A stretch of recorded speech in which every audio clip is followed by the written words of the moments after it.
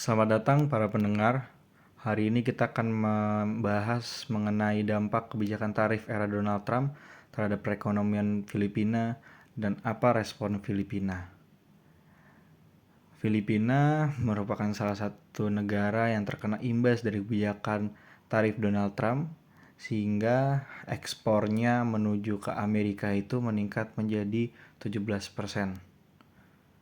Seperti yang kita ketahui, pemerintahan Donald Trump menerapkan serangkaian kebijakan tarif yang agresif dengan tujuan utama melindungi industri domestik Amerika Serikat dan mengurangi defisit perdagangan. Kebijakan ini yang seringkali disebut sebagai perang dagang, menciptakan gelombang kejut di pasar global dan terutama di Filipina. Sebagai salah satu negara dengan ekonomi yang tergantung pada rantai pasok global dan tidak luput pasti dari dampaknya. Mari kita bahas sektor elektronik yang merupakan tulang punggung ekspor Filipina ini cukup terpukul. Menurut data dari Philippine Statistics Authority, pada tahun 2018 nilai ekspor elektronik Filipina mencapai sekitar 39,5 miliar US dollar. Namun, pada saat 2025 menurun menjadi sekitar 36,2 miliar US dollar. Penurunan ini tidak sepenuhnya disebabkan oleh tarif AS, tetapi mencerminkan ketidakpastian dan tekanan yang signifikan. Mengapa sektor elektronik Filipina begitu rentan? Jawabannya terletak pada integrasi rantai pokok.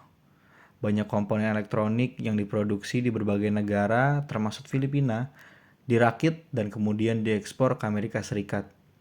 Ketika AS mengenakan tarif ini, secara tidak langsung memengaruhi produsen di Filipina yang memasok komponen-komponen untuk produksi tersebut. Selain itu, ketidakpastian perdagangan global juga mempengaruhi kebutuhan investasi dan permintaan konsumen yang berdampak pada permintaan ekspor Filipina. Menghadapi tantangan ini, pemerintah Filipina tidak tinggal diam tentunya. Mereka mengambil beberapa langkah strategis untuk mengurangi dampak negatif dan mencari peluang baru. Salah satu langkah utama adalah upaya diversifikasi pasar global ekspor. Filipina mulai aktif mencari pasar baru di negara-negara ASEAN, Uni Eropa, Jepang, Korea Selatan, dan negara-negara lain di Asia. Perjanjian perdagangan bebas regional seperti ASEAN Free Trade Area atau AFTA dan Regional Comprehensive Economic Partnership menjadi semakin penting. Pemerintah Filipina juga meningkatkan upaya promosi ekspor dan memberikan dukungan kepada sektor swasta untuk mencari peluang-peluang di pasar-pasar baru. Selain itu, upaya meningkatkan daya saing produk Filipina juga menjadi fokus utama. Selain perdagangan, kebijakan tarif AS juga mempengaruhi aliran investasi asing langsung ke Filipina. Investor asing menjadi lebih berhati-hati dalam membuat keputusan investasi di tengah ketidakpastian perdagangan global ini.